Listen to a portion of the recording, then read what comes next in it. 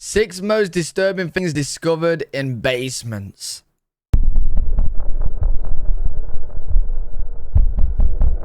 In the beautiful, nice basement. This happened in Bowling Green, Kentucky, a town which, at the time, a man named Bruce Wilkerson was the mayor of. Okay. He owned a small house in the area that he was in the middle of renovating, but he would still stay there overnight in the weeks the house was being worked on. It was the middle of the night on April 22nd, 2020. Oh, Lola, after this video, I'll add it. No worries, I missed it. Bruce was woken up to loud noises coming from the house's basement. As he was coming to, he also recalled smelling cigarette smoke. Now, the basement was more of a cellar, and then you had to go outside to actually get to it. Bruce went outside and walked up to its entrance. Right away, he noticed blood smeared across the basement door. Not a lot, but enough to raise concern. What, for sure? He opened the door and walked inside.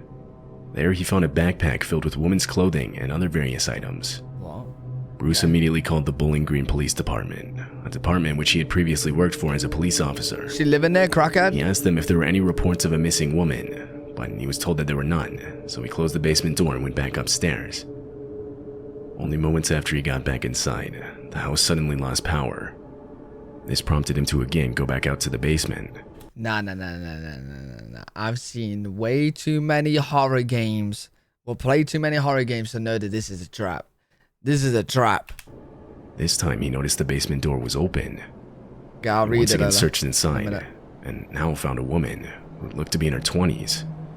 She was disheveled and covered in dirt. The woman told Bruce one thing, that she was hiding from someone. Bruce offered to call the police, but to that she immediately left the basement and ran away. Nothing had been stolen, so he wasn't interested in her arrest, but he still ended up calling the police. Weird. Police searched the surrounding area, however they never found the woman. It's still unknown how long she had been staying there. Her identity is also still unknown, and with no relevant missing person cases, it's likely this won't change anytime soon.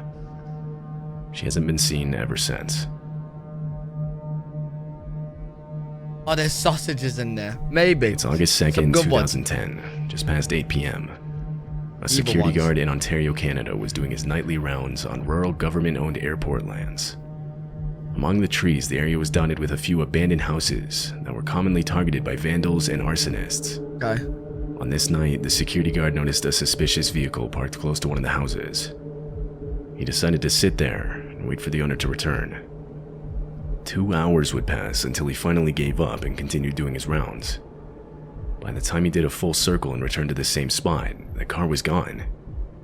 It wasn't much, but the security guard still made a report about it. Fast forward over a year later to November of 2011, and a set of contractors were sent out to the same house to examine it for later demolition. However, as they were completing their inspection, they would discover something in the basement.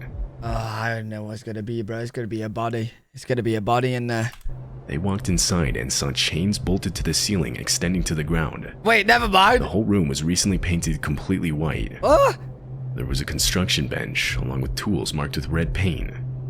There were multiple jugs of water. All the windows had been double paned. The walls and ceiling were insulated with double layered fiberglass. Unsettled by the sight, the contractors called the police. Police considered various scenarios. For example, they considered if it could have been a movie set. But of course, they also considered the much darker scenarios, like if someone was planning to abduct another person and lock them inside. This prompted them to look through filed reports. A movie set. Don't movie places normally get permission to like go to here? They don't just rock up to abandoned places, right? Don't they have to get permission? And this would lead them to the report made by the security guard over a year prior. Fortunately, the security guard had written down the car's license plate in the report, which gave police a starting point. Okay. Eventually, this would lead them to a man named Robert Edwin White. After that, not much research was required to put the rest of the case together. Robert's wife had recently ended their marriage, and she would turn to her close friend, Gwen Armstrong, for support. This made Robert grow a deep resentment towards Gwen, as he felt she was responsible. Maybe it was for her. Robert's now ex-wife would end up telling police how Robert ran a renovation business, and that he always marked his tools with red paint, which was consistent with what they found in the basement. This was enough to get him arrested, and while in custody, he would admit to renovating the abandoned house's basement. For what? Although he didn't say why he did it. At least not until he was thoroughly questioned in court. There, he admitted that he wanted to abduct Gwen Armstrong, his ex-wife's friend, who, again, he felt was responsible for his divorce. Damn. Robert was charged with breaking and entering with the intent to commit an indictable offense. Hey, Gwen got a lucky escape. Because she could have been here. Damn. Before we continue, I wanted to talk about this video's sponsor, Raid Chats, which costs you for related mobile phone and be able to fire 30 days. In October of 2015, a set of pictures was posted online to the popular image sharing website Imager. They were posted by a guy named Jerry, who at the time had just moved out from his parents' house to live in his own house, which he had just purchased. At first, the post looks pretty innocent. The first few pictures show parts of the basement with accompanying text. The text explained how he had just purchased the house only 2 weeks ago. The previous owner had passed away, and the house was very old, which made it a pretty cheap buy, something Jerry described as perfect for a first-time homeowner. Okay. As the post continues, Jerry explains how when he purchased the home, the basement was completely full of junk, like to the point where you couldn't even really go down there. When he purchased the house... Mate, my mom would love that. Buying a house and it's full of junk in the basement, she would go digging through it. Car boot, car boot, car boot. He started cleaning it out himself. Said it all. And that's when he noticed a sheet of plywood oddly fitting into the wall, something he never noticed before. So no. He tried moving it, but it was pinned to the wall by the stairs. He pried at the top of it and could make out another room. Oh no. He pulled harder at the wood and it finally gave way. Oh no. Immediately, he saw a safe. He stepped in. Wait. Oh yeah. A safe? Wait, hold up. Listen, if I find a hidden room in my house, the only thing that would make me be happy about finding it and not scared is a safe. Finding a hidden safe? You might have treasure. Inside the room and tried to open it, but it was locked. He searched the rest of the small room and found multiple gun cases. They were all stacked on top of one another. Okay. Accompanying this were crates upon crates of ammunition, all different kinds too. Oh my god. As he kept looking, he just kept finding more. Also found inside was a hand grenade, although it wasn't active, it didn't even have a pin to pull. As for the safe, it's still unknown what's inside. No, you gotta open He it. never gave an update on if he was even able to get it open or not. Nah, I gave an update because you don't want to tell everyone he's now a multimillionaire. He opened it and there was that much like just gold in there or whatever. He's loaded now. He's loaded. And all those guns is there is to protect the safe. Velma Kellen was a retired 73-year-old living in Yelm, Washington. He's rich now. It was nearing the end of 2012, around the time of year where it was really starting to get cold outside. Velma would routinely use her house's furnace to keep the place warm, but she started noticing how little of an effect it had on the temperature inside. The house would remain cold. She started putting the furnace to its max setting, but still the house stayed cold. Okay. Finally, it got too cold to bear. She called out a repairman to fix the issue. You got a hole in your... He went down to her basement where the furnace was located, and there he found something strange. The furnace was working fine, but the air duct had been torn so as to redirect the heat to the basement instead of the house upstairs. Huh? The repairman also noticed empty beer bottles and other trash scattered around the basement floor. Oh no. He fixed the ducts and went up to tell Velma. Someone's living there. When she heard about it, she recalled other oddities, like how there would sometimes be the smell of cigarettes around her house at random times, or how she had always noticed her backyard gate was left open after she knew she had closed it the night before. Someone's living with you. Both of them realized that someone had clearly been living in Velma's basement.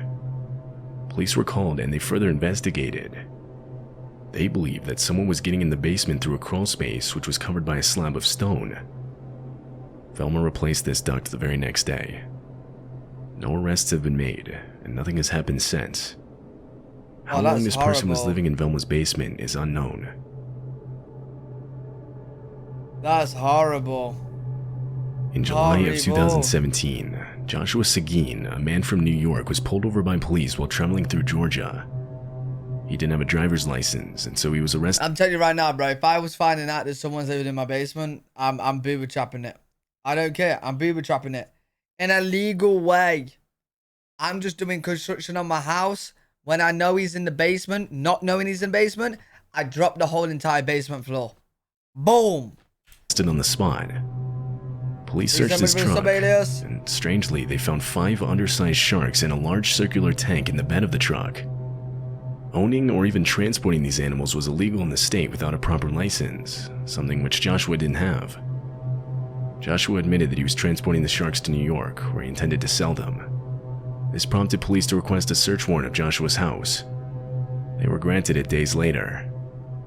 They immediately searched the house, and when they entered the basement, they found a 15-foot above-ground pool. Inside were more illegally kept sharks, some of them endangered. There were 10 of them in total, 7 live sandbar sharks, 2 dead leopard sharks, and a dead hammerhead shark. Oh, they're all dead. The animals were carefully relocated to a nearby aquarium. Investigators believe that Joshua was likely breeding the sharks to sell to private collectors. Wait. Didn't they just say the sharks were dead, though? Were the dead ones and the live ones? Or were the... No, they gotta be alive ones if they took him to a breeding place. He was later charged in court with illegal possession of the sharks with the intent to sell.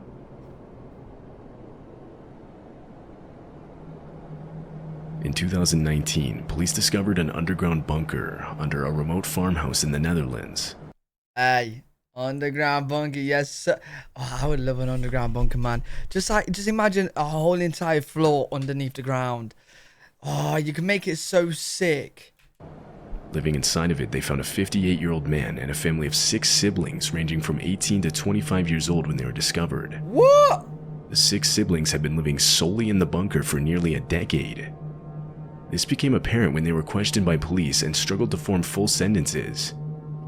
It was later revealed that none of them had been to school a day in their lives. Wait. What? Are they all in the bunker because they think something's gonna happen? So they're not coming out the bunker at all? They didn't even know any other people existed in the world. Oh, they All was 7 born of them there? were allegedly staying in the bunker to hide and wait for the end of the world to come. It wasn't until the oldest of the 6 siblings broke out of the bunker and ran to a nearby pub that anyone was made aware. This was the first time the man had seen sunlight in nearly a decade. The man took up a conversation with the pub's owner, who after hearing his story called the police and alerted them of the situation. Wait. So he's the guy from the bunker that's been there for a decade. So why does he have like a modern day trim? Bro's got a fade and a trim that you see in the modern day times. If you was only living in a bunker, you didn't know people was even outside anymore, your hair would be looking bunkery. Or maybe you just got it cut. Maybe. He works at the pub. He's not the bunker guy. Oh, okay. Pub. No. Okay. Never mind. I didn't see that. With the pub's owner, who after hearing his story called the police and alerted them of the situation. That's when the police raided the underground bunker and freed the rest of the siblings, who all wished to change how they lived. Mad. The police put the 58-year-old man in custody, and that's when they discovered that he wasn't the siblings' father as they had originally assumed. The man didn't even own the farmhouse they had been hiding in. What? The windows had been boarded up, and it appeared they had been living self-sufficiently with their own vegetable garden and animals. The 58-year-old man was arrested and later questioned further by police, but he never gave them his identity. As for the siblings, they were all brought to a safer place. The community was left. Wait, no. If he's not the sibling's father, then who's the siblings? Did he kidnap them? Who are the siblings? Left in nothing but shock after the whole discovery. You can't just leave us on a cliffhanger, bro. Who are the siblings? Yeah, like, bro, did he just kidnap them and then, like, kept them in the bunker? Like, what's going on? He borrowed them? I don't know. That's weird, man. Weird behavior.